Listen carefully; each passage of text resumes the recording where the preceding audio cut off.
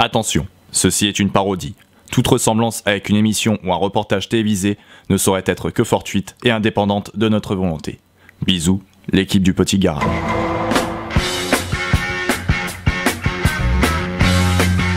Ce soir sur LPG Découverte, un nouvel épisode de Pognon Mécanique. Oh putain, encore une 205 Junior boïdée. Regarde-moi ça, regarde-moi ces petits brouillards à Daniel là, regarde-moi ça. Putain mec, c'est une vraie.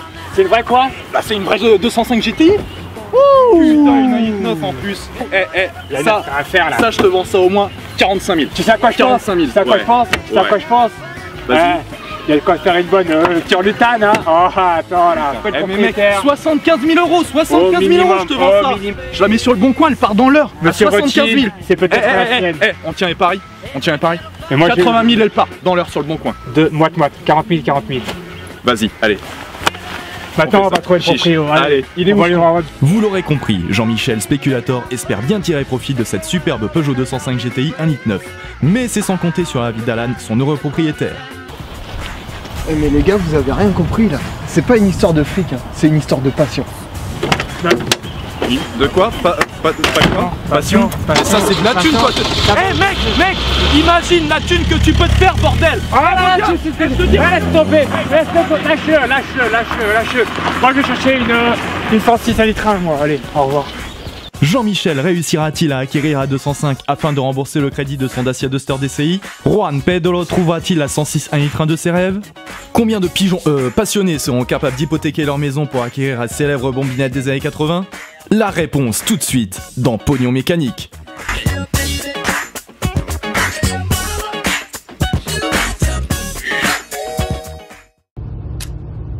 Salut les petits garagistes et bienvenue dans un nouvel épisode du Petit Garage. 2018, une nouvelle année de merde qui sera à coup sûr plus pourrie que 2017. Du coup on repart une fois de plus dans les années 80. Et on essaye cette fois-ci une Peugeot 205 GTI 1,9 litre 130 chevaux. Et on va pas s'amuser à enfiler les perles ou à beurrer les biscottes avec.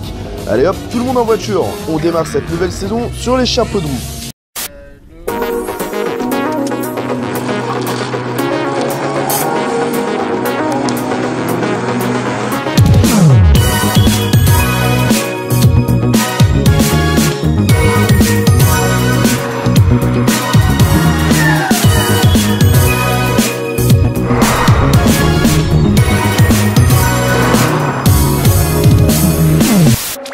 La 205 GTI, est-il encore nécessaire de la présenter? Star au panthéon de la précollection des jeunes anciennes, elle fait la couverture de tous les magazines et shows télé. Phénomène pour spéculateurs et repoussoir pour passionnés qui en ont ras la casquette de la voir partout. Elle provoque tellement de débats qu'on en oublie que, au-delà de tout ce patras, c'est surtout LA bombinette française avec un grand F. Et que son fan club est fourni en général de vrais mordus de pilotage. Du coup, une piqûre de rappel est sans doute nécessaire. En mars 1984, Peugeot sort ses griffes pour marquer son sacré numéro de 3 lettres plus explicite pour un bagnolard que les 3 X sur une VHS pour un ado boutonneux. Ainsi Sochaux lâche dans l'arène une 205 survitaminée avec un châssis qui fait honneur à la réputation de la marque. Et un moteur très nerveux, malgré seulement 105 chevaux. La surprise fut d'autant plus grande que la Golf 2 GTI et la R5 GT Turbo n'arrivaient pas à rattraper la Sochalienne dans les essais en montagne, malgré leur couple supérieur et une expérience plus solide sur le même segment.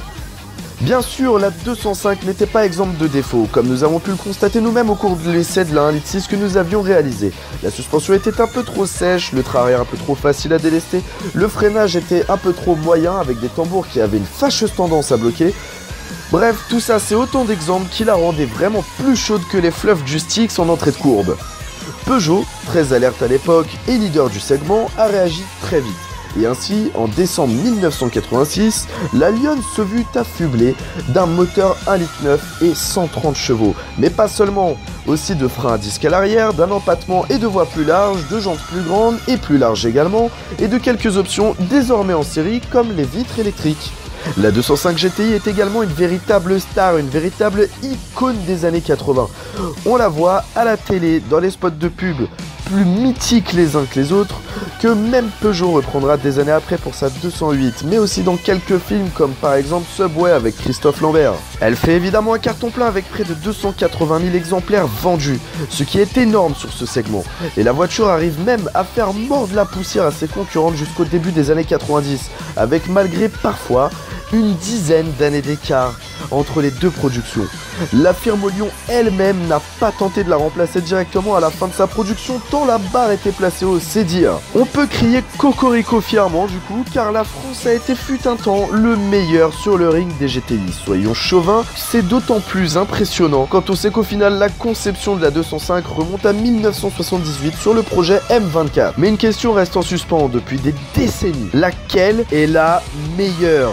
D'après les puristes, c'est la 205 1,6 litre parce que c'est la plus amusante et c'est l'original, donc c'est forcément mieux. D'après d'autres puristes, c'est la 1,9 litre parce qu'elle est plus performante et corrige les tares de la 1,6 litre, donc c'est forcément mieux. Mais au final, où est la vérité? Je crois que ça va être à nous de le découvrir.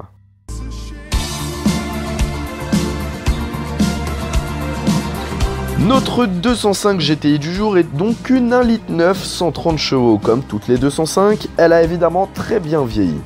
Le toit ouvrant s'intègre à merveille à la ligne, il est quasiment imperceptible. La ceinture de caisse ramène encore et toujours au mythique barrette, si reconnaissable sur ce modèle, en indiquant fièrement la cylindrée et la finition. Les élargisseurs sublimés d'un liseré rouge provoquent toujours un effet bœuf au premier coup d'œil, et les jantes nous paraissent véritablement énormes en comparaison de la 1,6 litre.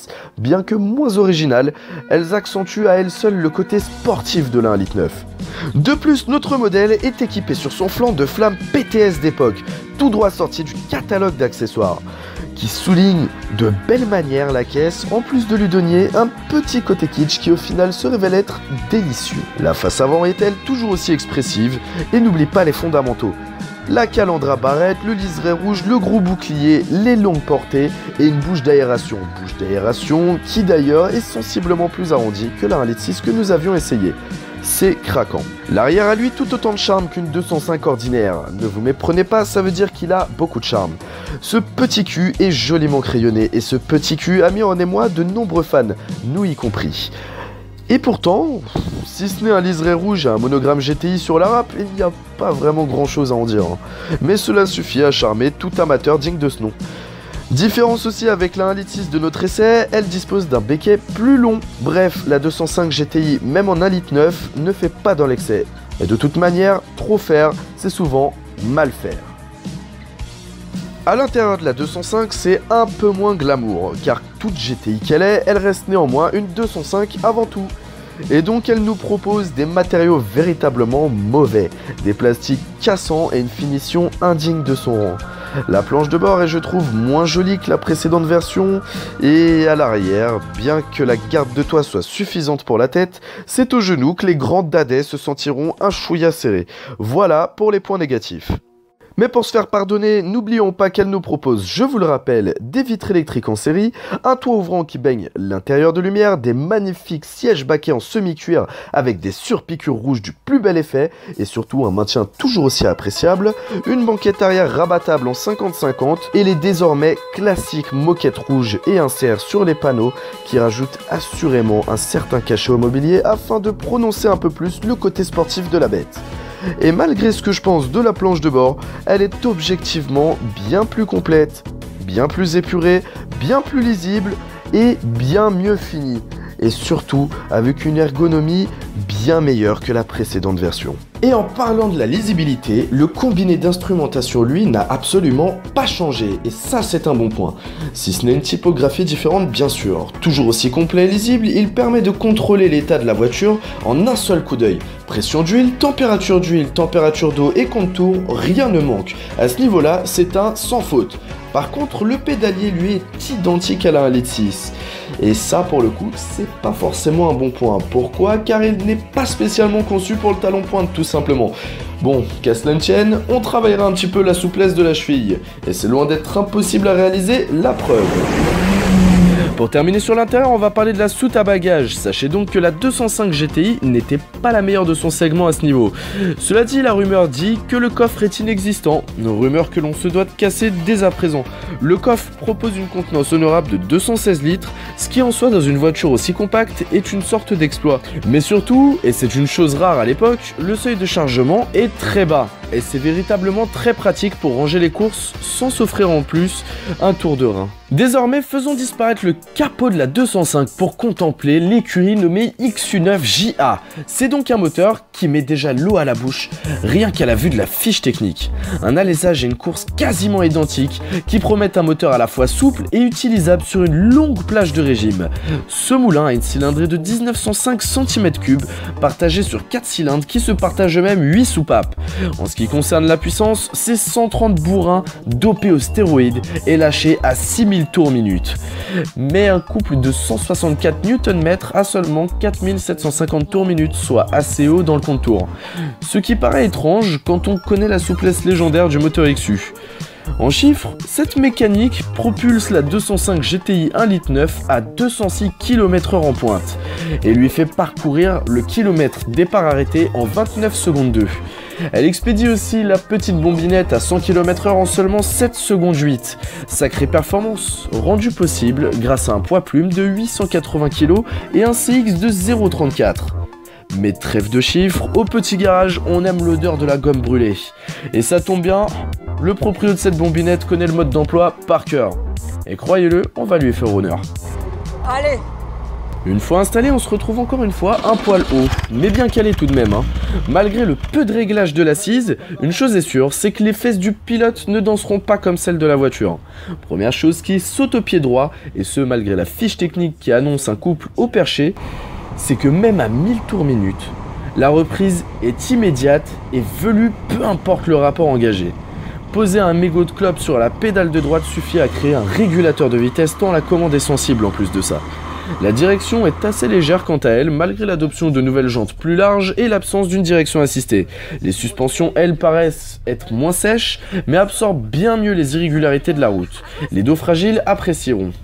Les freins, quant à eux, mettent en confiance plutôt rapidement, c'est une bonne nouvelle. De plus, à bas régime, le moteur est largement moins envahissant dans l'habitacle que la version 1,6 litre.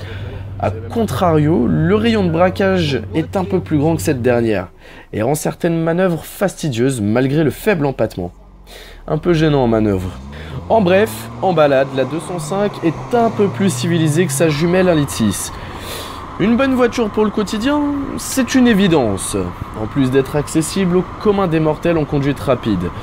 Mais c'est une sportive.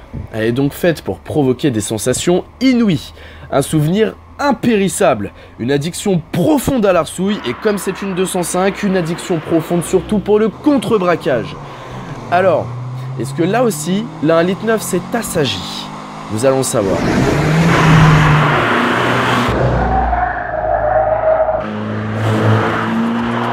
Et la réponse se trouve juste en dessous de mon pied droit. Bon sang, mais quelle santé! Le couple est omniprésent de 1000 à 6000 tours minute, à un point tel que mon crâne s'imprime littéralement dans l'appui-tête. Je n'ai repéré qu'une très légère accalmie entre 5000 et 5500 tours minute, ce qui n'empêche aucunement les aiguilles de partir dans la boîte à gants avec un enthousiasme déconcertant. La sonorité est bien plus rauque et bien plus caverneuse que le 1,6 litre, incite réellement à risquer son permis. De plus, le fin du fin, c'est qu'à chaque perte de l'arrière, quoi qu'il arrive, on dispose d'assez de couple pour redresser, tant le moteur est souple, un véritable élastique. De plus, la motricité semble infiniment meilleure et la caisse un poil plus stable, grâce à des petites corrections sur les voies et sur l'empattement. Ce qui me permet au premier virage d'entrer sur les freins sans faire passer l'arrière à l'avant. L'arrière se déleste crescendo et l'avant, une fois placé, ne bouge plus d'un poil de sa trajectoire. On rejoint la corde, on met gaz à fond et ça repart instantanément. Un véritable TGV. C'est véritablement archi efficace et super exploitable. On prend un plaisir fou à danser avec la bagnole. Et puisqu'on parle de courbe, parlons châssis. c'est un modèle de rigidité et de vivacité. Très pétillante, les 205 en général permettent de lever la patte, bondissent en haut des côtes et l'arrière se délaisse toujours d'un simple lâcher de gaz. Sur cette GTI, les McPherson ont un tarage et une géométrie paramétrée à la perfection. Sur le train avant, ça lui permet des inscriptions au scalpel avec la précision d'un chirurgien, à des vitesses qu'il est franchement impossible de vous avouer publiquement. Je suis très heureux de voir que la 205 n'a pas perdu sa soif de courbe. J'en suis très heureux car ce châssis frôle la perfection comportementale pour une traction. Quelques attaques franches suffisent à m'en convaincre. Aucun sautillement, aucun sous-virage excessif ne s'est présenté à moi durant tout l'essai. La 205 est une baguette magique qui dresse la route à coups de volant. La direction d'ailleurs, elle est par contre elle a un chouïa trop démultiplié tout de même. Elle renvoie beaucoup de secousses au volant sur terrain bosselé. Cela dit, c'est largement pardonnable. Elle reste extrêmement précise et simple à mener. Elle communique absolument tout ce qui se passe au sol. Et du bout des doigts, vous serez averti du moindre ticket de métro au sol qui vous ferait perdre 1 mm d'adhérence. De plus, comme toujours chez Peugeot, la direction dispose d'un énorme rappel. Et quand vous changez de condition d'adhérence, grâce à ce phénomène, vous le saurez immédiatement dans les avant-bras. La communication entre la route et le pilote est parfaite et sans grésillement. Concernant la boîte de vitesse, je l'ai trouvée courte, mais pas trop. Juste ce qu'il faut, elle est dignement assemblée avec de la grosse pignonnerie. Et sur ça, je ne peux qu'applaudir à deux mains. Elle reste polyvalente et bien étagée tout de même, mais avec une petite préférence pour la reçue sur les 5 rapports. Sa commande est-elle précise, sèche, bien menée, très rapide? Enfin, tout ça c'est très bien, mais les débattements sont un poil longs pour une sportive et elle devient un petit peu accrocheuse avec un engagement un poil trop ferme au verrouillage. Bref, de toute façon, ce ne sont que des menus défauts qui ne vous couperont absolument pas dans votre élan, soyez rassurés. D'ailleurs, un autre point sur lequel vous pouvez être rassuré par rapport à la 1,6 litre, ce sont les freins. Et oui, ils sont bien plus sérieux qu'avant et ils donnent un caractère mais totalement nouveau à la bagnole. Ils la rendent bien plus exploitable qu'auparavant. Grâce à l'adoption de disques à l'arrière, c'est tout simple. À chaud, les freins ne bloquent plus, la pédale a une course désormais très réduite, ce qui renforce encore plus l'impression de puissance des freins. Et cerise sur le gâteau, ils sont désormais très endurants. En une journée complète d'essais très bouillants, vous avez pu le constater, ils n'ont pas lâché ne serait-ce qu'une demi-seconde et ont gardé toute leur efficacité, que ce soit en montée, en descente, en virage, en ligne droite et sur ce terrain très vallonné et sinueux, c'est un exploit. Sûrement l'évolution la plus importante sur cette version de la GTI qui la transforme en arme absolue contre un chrono. En résumé, la seule certitude que j'ai, c'est que la 205 GTI 1,9 litre n'est pas mieux que la 1,6 litre. Et que la 1,6 litre, elle est pas mieux que la 1,9 litre non plus. La 1,9 litre perd justement tout ce petit côté jouet au comportement délicat et fun de la 1,6 litre, mais tout ça pour devenir un peu plus polyvalente et utilisable pour les non-initiés, certes. Mais surtout, ça lui permet aussi de devenir bien plus exploitable à l'attaque. Surtout dans les entrées de virage par exemple. Et du coup on se surprend à passer certaines courbes sur les freins et en sortir les cases à fond sur le 4e rapport, manœuvre qui nous aurait sûrement envoyé directement dans le décor avec la 1,6 litre. En fait il s'agit là de deux voitures totalement différentes au final. Toutes les deux ont le goût du piment, mais toutes les deux sont cuisinées différemment. L'une ce serait plutôt le Tabasco et l'autre plutôt la Harissa. De plus, elles gardent les attributs qui ont fait d'elle une légende stylistiquement.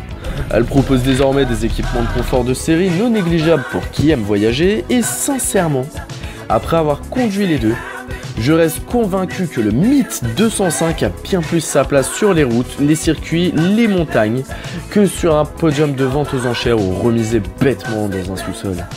Bref, si vous en avez une, roulez avec. Elle ne craint absolument pas les kilomètres. Le XU est fiable et simple d'entretien. Et cerise sur le gâteau, franchement, c'est que les pièces ne sont vraiment pas rares. Et si vous en voulez une, sachez que son agrément est de haut niveau. Le plaisir de conduite et même de piloter cette boule de nerfs est véritablement intense. Et on ne se lasse pas d'envoyer la caisse à la corde juste en jouant à la pédale de droite. De plus, sa consommation est ridicule, entre 7 et 8 litres au 100 en conduite raisonnable et jusqu'à un peu plus de 10 litres au 100 à l'attaque environ. Attention, cela dit, ça reste un achat à réfléchir et je vais pas me faire que des potes en disant ça, mais ça reste une somme vachement conséquente pour une 205, toute GTI qu'elle est. Pour les prix pratiqués actuellement, vous risquez fort d'être déçus, parce que cela reste une 205 avec sa finition, son moteur 4 cylindres et au final un confort que on pourrait décrire comme étant seulement suffisant. Bref, essayez-en une avant, c'est le seul conseil que je peux vous donner. En tout cas, vous êtes prévenus, si vous souhaitez le pass, sachez que sa réputation n'est absolument pas usurpée, le mythe n'est pas un hasard, et cette 1,9 litre nous en a mis réellement plein les mirettes. En tout cas, un grand merci à Alan de nous avoir confié sa sublimissime Peugeot 205 1,9 litre 130 chevaux GTI Rouge Vallelunga. Digne fils de son père René, à qui on dédie cet épisode fort en émotion. A très bientôt les petits garagistes, prenez soin de vous, ciao ciao. En tout cas, si vous avez aimé cette vidéo sur la 205 GTI 1,9 litre 130 chevaux, n'hésitez pas à partager, à mettre des likes, à vous abonner. Et en tout cas, nous on se retrouve très bientôt pour un nouvel épisode du Petit Garage.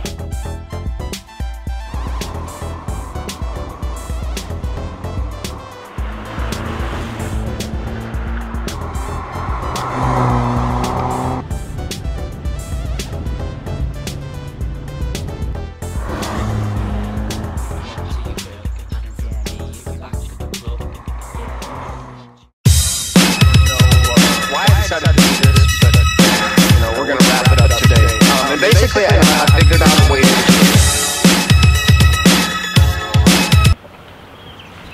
Ouais, j'espère que t'as kiffé la vidéo de la 205 GTI. Alors n'hésite pas à mettre des partages et des likes. J'espère que t'as bien compris, mets des partages et des likes. Viens là, viens leur dire la 205 GTI c'est de la bombe. Le son de mes morts c'est de la bombe. Ouais, c'est trop bien la 205 GTI. Dégage. T'as intérêt à cliquer, à partager à tous tes copains. Sinon le son de mes morts je viens de voir, y'en a marre.